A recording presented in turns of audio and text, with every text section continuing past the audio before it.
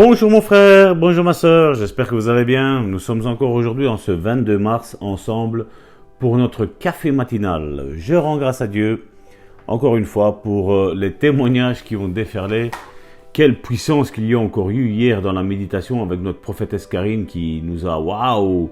Moi, elle me décoiffe. J'ai pas beaucoup de cheveux, mais elle me décoiffe, mes frères et mes sœurs, à chaque fois. À chaque fois, je vois qu'elle monte en puissance et je rends grâce à Dieu vraiment pour ce que Dieu fait dans sa vie, ce que Dieu agit vraiment au travers d'elle, des témoignages qu'il y a d'encouragement, d'exhortation, Waouh! Moi, je suis dans la joie. Quand je vois le peuple de Dieu travailler comme ça pour l'œuvre de Dieu, moi je suis dans la joie parce que je dis voilà, on n'est pas seul, on travaille, on œuvre et je rends grâce à Dieu. Et je sais que parmi nous, il y a aussi ces ministères qui nous écoutent, mon frère, ma soeur, parce que Dieu ne t'a pas mis de côté.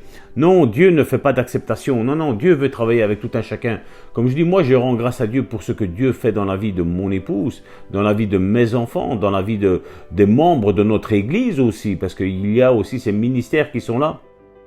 Et quand je vois tout ce que Dieu est en train de faire, moi je dis waouh, tu prends vraiment soin de ton œuvre, mon Père céleste, et je te rends grâce vraiment pour ce que tu fais, parce que tu es au milieu de nous, on peut sentir ta présence tangible, palpable à chaque fois à côté de nous, et c'est vraiment formidable de comment les vies sont changées, les vies sont transformées, tu remplis ton église de nouvelles âmes, et je rends grâce à Dieu pour tout cela. Aujourd'hui, 22 mars, le texte de la méditation se trouve dans Hébreux, chapitre 9, verset 12. Il est entré une fois pour toutes dans le lieu très saint, non avec le sang de boucs et des veaux, mais avec son propre sang, ayant obtenu une rédemption éternelle. Le titre de la méditation d'aujourd'hui est « Vous devez être bien placé pour recevoir ». Puisque la guérison fut achetée pour nous, elle appartient à tous, mais tous ne sont pas bien placés pour recevoir leur guérison. Parfois, nous devons aider les gens à changer de position afin de pouvoir recevoir ce qui leur appartient déjà. Quelquefois, nous n'avons pas autant de bon sens dans le domaine spirituel que dans le domaine naturel. Voilà pourquoi Jésus se servit de choses naturelles pour expliquer les choses spirituelles.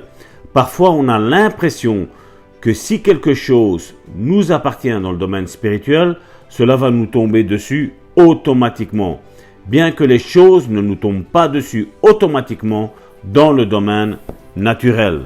Je voudrais que vous sachiez que le salut appartient à la personne la plus mesquine de votre ville, tout comme il appartient à vous et à moi. Pourtant, il ne l'a pas encore accepté, et il se peut qu'il n'en sache rien encore. Mais il lui appartient toutefois. Jésus mourut pour lui tout comme pour vous. Jésus versa son sang pour lui et acheta son salut. Tout ce qu'il doit faire, c'est l'accepter. As-tu compris ce principe? C'est déjà fait. Jésus entra dans le lieu très saint, au ciel, une fois pour toutes avec son sang pour obtenir une rédemption éternelle pour cette personne.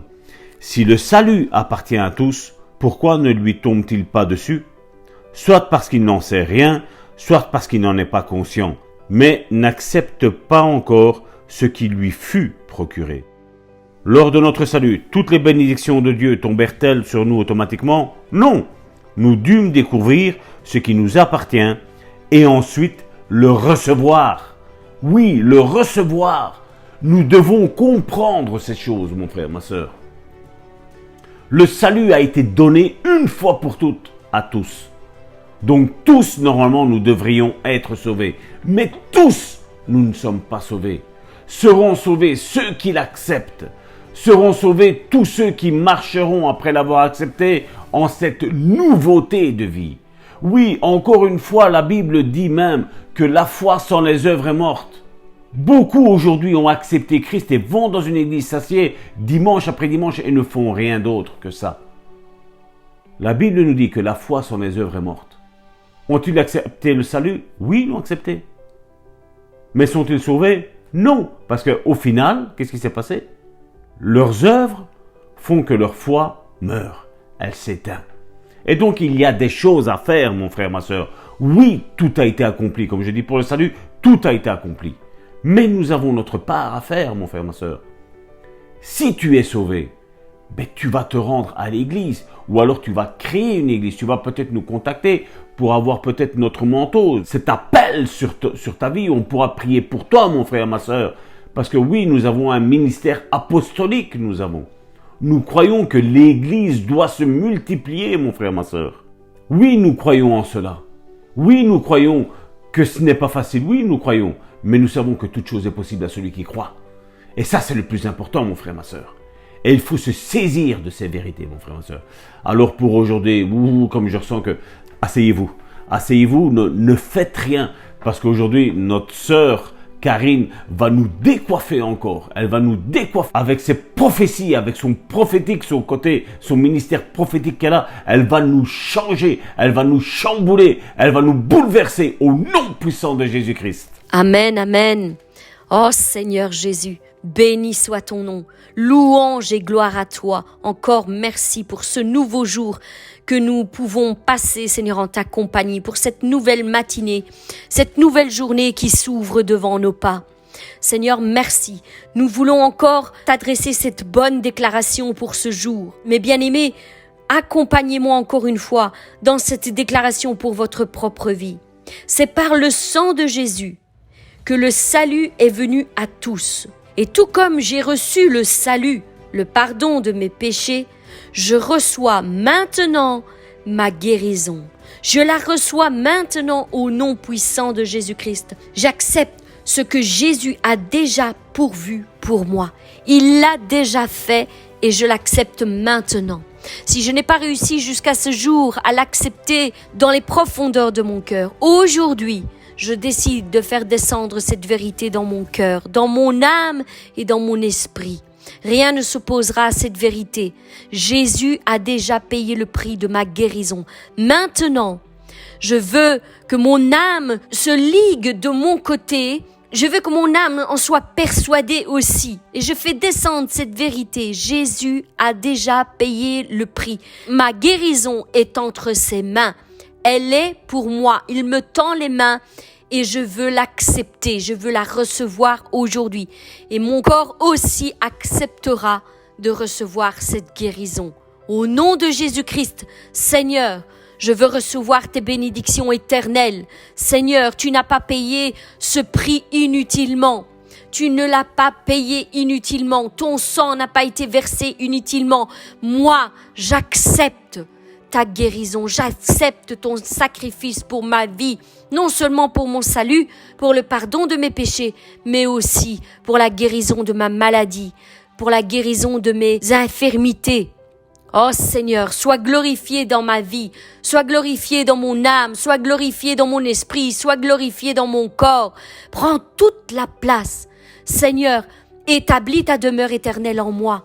Et viens faire de moi une œuvre extraordinaire, un miracle vivant, Seigneur, afin que je témoigne de tes grandes œuvres, que je témoigne que tu restes le même, hier, aujourd'hui, éternellement. À tous ceux qui ne l'ont pas encore reçu, je déclarerai que tu es un Dieu tout-puissant à qui rien n'est impossible. Quoi que les médecins aient dit sur ma vie, quoi qu'ils aient déclaré, quel que soit leur diagnostic, je déclare qu'il est nul et sans effet. Seule la victoire de mon Dieu prendra effet dans ma vie. J'accepte la guérison pour mon corps et ma maladie a été effacée par le sang précieux versé par Jésus-Christ pour moi à la croix. Seigneur, merci. Merci car tu as non seulement effacé mes péchés, mais maintenant tu vas aussi effacer cette maladie de ma vie, de mon corps, afin que seule la guérison et la santé soient trouvées en moi. Je te bénis, je loue ton nom éternel. Reçois la gloire, la louange et l'honneur au siècle des siècles. Amen. Mes bien-aimés, je vous bénis, je vous souhaite une excellente journée encore dans les bras du Père. Laissez-vous transporter par ses bras d'amour et que la guérison puisse être trouvée dans vos corps. Soyez bénis. Je vous souhaite une excellente journée. Et je vous dis à demain.